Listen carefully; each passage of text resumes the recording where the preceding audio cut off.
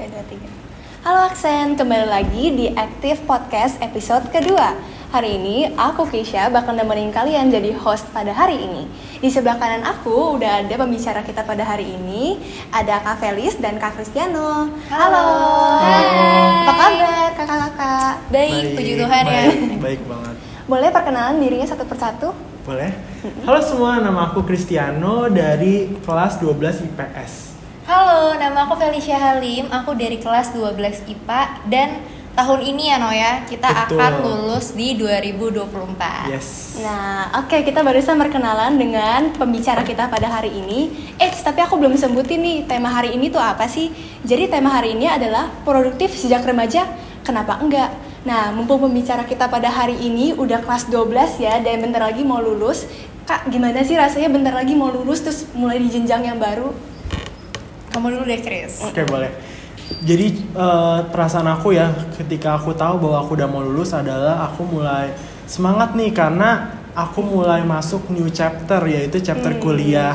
Dan tentunya selama aku di Semak 7 Penabur ini aku sangat puas banget dengan kegiatan-kegiatan yang sudah aku lalui, yaitu kegiatan-kegiatan produktif selama ini. Kalau kamu gimana, Fel?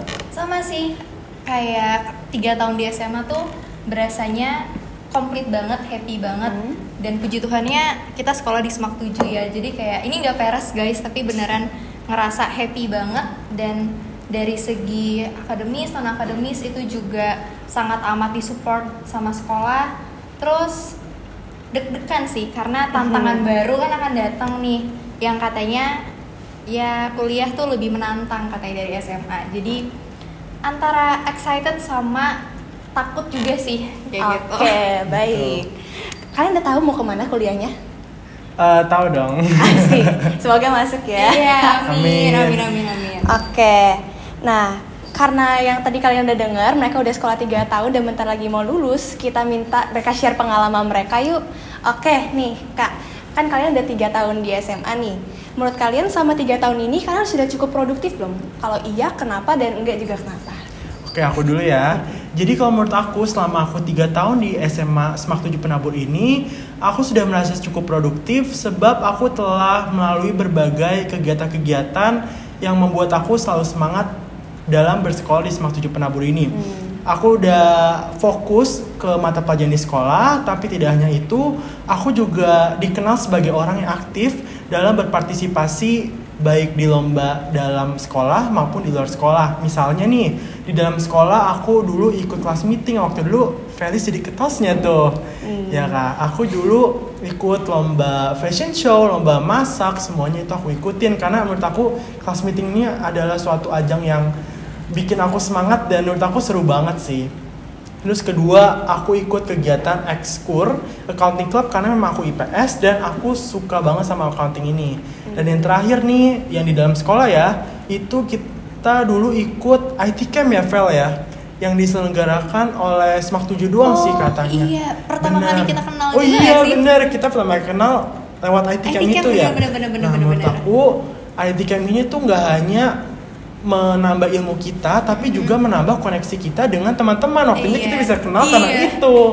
Nah, di IT Camp ini kita dulu belajar banyak banget sih soal flowchart, UI UX, business plan, ataupun market analysis. Kita juga berkomunikasi dengan tim, kita dilatih untuk teamwork kita supaya lebih baik lagi. Nah, untuk di luar sekolah, aku dulu berpartisipasi dalam berbagai lomba, baik yang diselenggarakan oleh pemerintah maupun dari universitas. Itu sih kesibukan aku selama di SMA ini. Kalau kamu gimana, Fel? Aku 3 tahun di SMA, menurut aku puji Tuhan sudah cukup produktif karena semua visi dan misi yang udah aku susun gitu ya sebelum masuk SMA, puji Tuhannya sampai di titik ini tuh udah tercapai semuanya. Terus juga kan aku aktif di organisasi yaitu OSIS. Aku kan 2 periode. Periode pertama aku sebagai sekbid 2, lalu di periode kedua aku sebagai ketua OSIS gitu ya. Oh iya kan di OSIS juga kan banyak banget kegiatannya guys ya. Kan kamu juga di OSIS tahun lalu. Betul. Itu di dalamnya tuh kayak kelas meeting, kayak yang Cristiano bilang tadi. Terus juga kegiatan yang paling besarnya itu Fortelations. Nah di Forte 2 tahun lalu itu aku sebagai PIC short movie sama acara, divisi acara. Jadi aku yang komunikasi ke artis untuk dealing sama artis segala macam.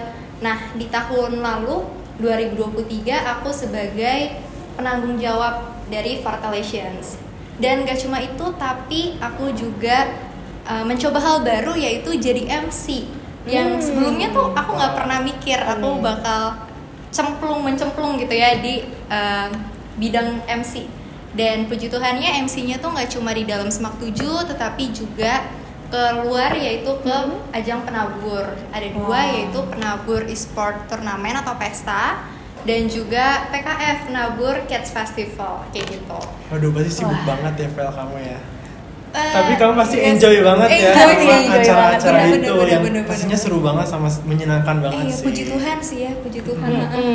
Keren banget deh aku dengar cerita kalian berdua tadi, udah bukan secara akademis doang ya, tapi secara prestasi dan juga mendapat koneksi baru. Kayak Civel tadi juga mulai hal-hal baru kayak MC gitu-gitu, itu keren banget sih menurut aku.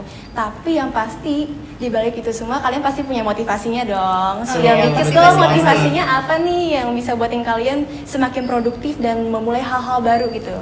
Kalau dari aku mikir kehidupan remaja cuma sekali. Kehidupan SMA cuma sekali, nggak bakal bisa kita ulang. Masa sih kita mau meninggalkan hal-hal yang buruk atau yang kurang memuaskan? Padahal kita hidup cuma sekali. Jadi ada waktu, ada kesempatan, aku bakal ambil itu, dan aku mau biar hidup aku di remaja itu benar-benar komplit dan juga bisa berkembang. Betul banget sih. Aku setuju banget nih sama pernyataannya Feli bahwa kita tuh bersekolah di Semak 7 itu singkat banget ya, Vel, cuma 3 tahun doang. Jadi kita harus benar-benar manfaatkan waktu kita dengan baik. Nah, kalau dari aku sendiri, motivasi aku untuk ikut-ikut lomba adalah aku itu ingin menambah pengalaman baru dan tentunya koneksi-koneksi baru dengan orang-orang yang hebat, Vel. Karena jika kita menemukan orang-orang hebat itu, kita menjadi semangat juga untuk berkembang dan sukses seperti mereka. Nah, menurut aku dalam suatu perlombaan, menang atau kalah itu bukanlah suatu hal yang dibikin stres ataupun diperdebatkan. Tapi menurut aku yang paling berharga adalah pengalaman yang kita dapatkan dari lomba itu sih. Iya benar, aku juga setuju banget sama kakak-kakak tadi bilangnya kalau misalnya pengalaman SMA itu cuma sekali seumur hidup ya, terus nggak bisa diulang. Jadi emang kita harus sebisa mungkin untuk mengingat itu tuh enak gitu ya. Betul, dan berarti kamu juga nih Kes, tahun depan udah kelas 12 jadi harus maksimalin. Iya, aduh, semoga bisa produktif ya kayak kakak-kakak. Amin. Nah, berarti kan kalau misalnya kalian udah punya motivasinya ini, aku mau nanya sedikit dong, motivasinya itu kalian dapatnya dari diri sendiri atau dengar dari motivator atau gimana nih?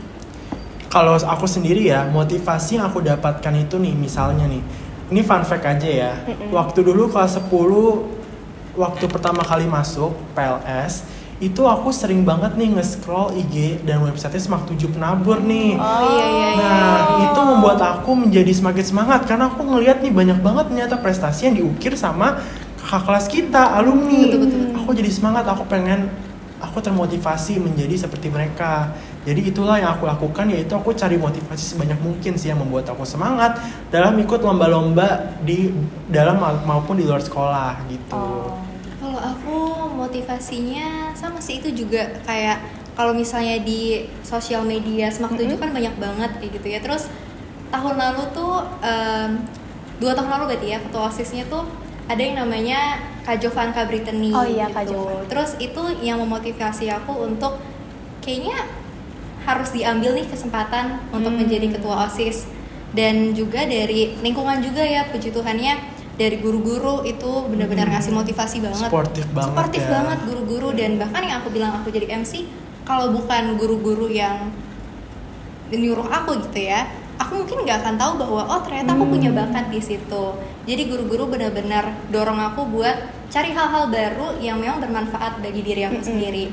Terus juga dari lingkungan sih teman-teman, benar-benar di Semak 7 teman-temannya menurut aku oke banget dan bikin aku kayak oh misalnya kayak Cristiano tuh sering banget menang lomba guys. Jadi kalau misalnya kalau misalnya kita pengumuman gitu kan di aula atau di lapangan sering maju ya. Iya. Terus kayak nama Cristiano tuh udah pasti yang kayak oh ini Cristiano, akuntansi oh ini masih Cristiano. Anak berprestasi gitu ya. Iya, teman-teman di Semak 7 tuh semua berprestasi dan juga produktif banget. Jadi itu yang bikin aku apa ya, termotivasi juga gitu ikut. Oh ya, mereka bisa produktif, aku juga harus produktif kayak gitu. Keren banget motivasinya ya. Berarti kalau udah punya motivasi berarti punya banyak pengalaman juga dong ya. Betul banget. Nah, boleh share nggak nih pengalaman yang memorable atau nggak bisa dilupakan banget ya sama kakak-kakak? Nah, kalau ngomong soal pengalaman, pastinya banyak banget, Vel. Iya, Pengalaman sih. yang menarik, yang unik, yang seru banget. Iya. Nah, tapi aku sebutin mungkin top 3 aja karena nggak mungkin aku sebutin satu. Kebanyakan proses. Kebanyakan, enggak gitu. Nah, yang pertama, aku dulu ikut lomba Olimpiade Sains Nasional yang diselenggarakan oleh pemerintah, Kementerian Pendidikan. Nah, menurut aku lomba itu tuh paling menantang di SMA ini karena aku menemukan banyak orang-orang hebat lainnya dari Jakarta, dari Jawa, Sumatera maupun yang dari luar negeri gitu loh. Aku dulu ikut lomba wawasan ekonomi dan aku dulu belajar banyak banget tentang ekonomi, akuntansi, manajemen, finance dan semuanya itu aku harus pelajarin sih buat dapat medalinya itu. Nah, yang kedua nih, pengalaman kedua dulu aku pernah lomba akuntansi di Prasmul atau Prasetya Mulia kita sebutnya ya. Waktu itu ada 2 hari. Hari pertama itu online, hari kedua offline. Dan fun fact guys, waktu hari pertama itu aku lomba di aula Zoom gitu ya, karena online, izin ke guru dan aku lomba dari jam 7 pagi sampai jam 7 malam. Wow. Itu di sekolah. Di sekolah di aula. Suportif banget tapi Iya, sih. benar. Keren. Jadi dulu aku lomba 12 jam. Walaupun emang badan ini sangat pegal ya, tapi tidak menutup kemungkinan buat kita harus fokus gitu ya, harus fokus, harus konsentrasi menghadapi soal-soal itu. Dan di offline ini aku dulu ke Prasmul dibiayai oleh sekolah dan aku harus mengerjakan sebuah bisnis case gitu ya, yang menurut aku itu bukan tingkat SMA, bahkan itu kayak tingkat perkuliahan karena susah banget sih. Nah waktu itu setelah aku bikin itu walaupun cemas gitu ya, aku akhirnya berhasil mempresentasikannya ke depan dosen-dosen di sana. Dan yang ketiga nih, pengalaman aku yang paling menarik itu adalah aku lomba akuntansi di Trisakti School of Management atau TSM ya kita sebutnya. Waktu itu aku lomba akuntansi bersama 3 rekan aku dan menurut aku itu lomba yang paling gak membuat aku tegang karena lomba itu tuh tidak hanya memberikan soal-soal kayak biasa tapi juga memberikan acara-acara yang seru banget. Kamu tahu nggak apa? Kenapa tuh? Nah, pertama itu dulu kita sempat ke Dufan, jadi kita lomba tapi kita sekaligus jalan-jalan. Seru banget. Iya seru banget, kita ke Dufan, terus kita makan all you can eat di mall. Wow. Iya benar. Asik Jadi banget, ternyata asik lomba banget. itu seseru itu sih. Terus yang terakhir juga kita dikasih penginapan karena memang banyak banget. siswa dari Sumatera, dari Kalimantan Iya, tuh iya yang sih, bener sih. datang gitu. Jadi kita ya sama-sama nginep deh. Jadi itu nggak membuat aku tegang gitu. Kalau Dan kamu koneksi gimana? juga gak sih? Iya bener, koneksi. Aku jadi tahu nih orang-orang Sumatera datang, orang-orang Kalimantan datang. Aku jadi bisa, wah ternyata punya teman baru dari Iya, luar bener, pulau bener, gitu bener, sih. Kalau kamu gimana, Pel? Kalau aku salah satu pengalaman yang paling berharga dan gak bakal aku lupain adalah jadi ketua OSIS 2023. Dan itu bener-bener seru banget dan menantang karena itu ups and downs-nya banget-bangetan gitu ya. Dan dari situ juga aku pertama kali belajar untuk keluar dari zona nyaman. Jadi fun fact, awalnya tuh aku sama sekali nggak mau untuk jadi ketua OSIS. Jadi kayak bener-bener, bahkan untuk menjadi anggota OSIS pun gitu ya, aku tuh nggak mau. Sampai di hari terakhir pendaftaran OSIS, aku nggak daftar. Bener-bener aku nggak daftar, nggak ngasih berkas, nggak ngasih apa. Nah, akhirnya teman-teman kan pada yang kayak, kamu nggak mau coba Vel, kamu nggak mau coba kayak gitu. Terus aku kayak, iya ya, apa coba? Tapi ya udah aku diem doang. Akhirnya aku inget banget. Aku kan tipe belajar pagi gitu ya. Aku pagi-pagi subuh-subuh aku bangun buat belajar PKN, aku inget banget. Tiba-tiba tuh bener-bener yang kayak ada rasa di mana ada kesempatan, ada kemampuan. Masa sih aku nggak mau gunain kesempatan? Ya udah, coba aja keluar dari zona nyaman. Akhirnya aku masuk ke sekolah, aku langsung bilang ke Pak Yove sebagai penanggung jawab. Terus juga aku bilang ke wakil aku Nathanael Rafael Bonerdo gitu. Aku langsung bilang ke dia dan akhirnya perjalanan menjadi OSIS tidaklah mudah ternyata ya. Menjadi ketua OSIS dari pemilos gitu ya, pemilihan ketua OSIS itu menantang banget Dan dari situ aku tahu bahwa kalau misalnya Tuhan udah buka pintu buat kita, nggak ada satu orang pun yang bisa nutup itu pintu. Mau orang ngejatuhin kita seperti apapun, tapi kalau emang itu jalannya Tuhan, itu akan terjadi. Itu aku bener-bener ngerasain banget di Pemilos itu. Dan di dalam OSIS pun ups and downs-nya banget gitu ya. Baik itu tiba-tiba adalah masalah internal atau masalah eksternal. Dan banyak juga ada beberapa yang memberi kritikan, tapi ternyata kritikan itu bukan kritikan membangun, tapi memang untuk entahlah gitu ya niatnya apa kayak gitu. Tapi at the end of the day ternyata aku bisa sampai ada di titik terakhir kita demisioner di Januari. Nah itu tuh bener-bener rasanya bersyukur banget, kayak Tuhan ini pengalaman yang gak mungkin aku lupain, dan pengalaman yang menurut aku nggak semua orang punya kayak gitu. Dan nggak cuma itu, tapi kan aku juga harus seimbangin kan antara organisasi dan juga antara pendidikan aku di sekolahan. Tanggung jawab aku sebagai siswa juga aku harus jalanin. Aku nggak mau organisasi doang tapi akademisnya tuh ditinggalin, tuh aku nggak mau. Jadi benar-benar dua-duanya tuh aku harus nih jalan, dua-duanya harus naik jalan, ya bukan turun, malah dua-duanya harus naik jalan. Gimana caranya? Tapi ya puji Tuhan sih itu terlewati dengan sangat amat baik. Keduanya ya puji Tuhan, itu seneng banget sih aku. Jadi kamu masuk ketua OSIS tuh dadakan ya waktu itu ya? Jujur iya. Waduh, keren banget loh ya. Tapi akhirnya bagus ya. Puji Tuhan. Bisa dadakan ternyata itu jadi ketua OSIS gitu loh. Aduh, puji itu Tuhan. Keren ya, banget. semoga program-program yang sudah dijalankan di 2023 bisa bermanfaat Pasti dan bisa dong, ngasih pasti. pengalaman yang seru juga buat ke siswa-siswa yang lain kayak gitu. Menarik banget dengerin cerita kalian berdua. Aku juga menjadi terinspirasi banget dari kalian berdua. Dan juga mengingat kembali gak semua orang punya kesempatan yang sama kan ya. Berarti kalian tuh beneran bahkan kayak Kak Felis tadi menggunakan kesempatan dalam kesempitan gitu kan ya. Tapi pada akhirnya hal yang terbaik yang Tuhan inginkan juga terjadi kan ya. Puji Tuhan. Nah, dengan adanya opportunity atau kesempatan itu, apa sih yang yakinin kalian kalau kalian tuh udah di jalan yang tepat? Dan juga pasti kan kalau kita menjalani hal-hal seperti ini, kita bisa merasakan kemalasan, pressure, dan juga mungkin takut gagal gitu kali ya. Nah, apa sih yang kalian lakuin untuk mengatasi hal-hal itu? Kalau dari aku pribadi, kenapa aku bisa meyakini bahwa ini sudah jalan yang benar? Karena itu membawa dampak positif bagi diri aku. Dan aku jadi bisa mengembangkan skill aku dari akademis ataupun non akademis kayak gitu ya. Dan juga aku bersyukur di absen itu nggak ada yang namanya peer pressure. Jadi aku sangat enjoy menjalaninya. Lalu juga kalau misalnya ditanya kayak gimana cara ngatasin kemalasan gitu ya, aku ingat bahwa ketika aku sudah mendaftarkan diri menjadi ketua OSIS, berarti aku sudah berkomitmen.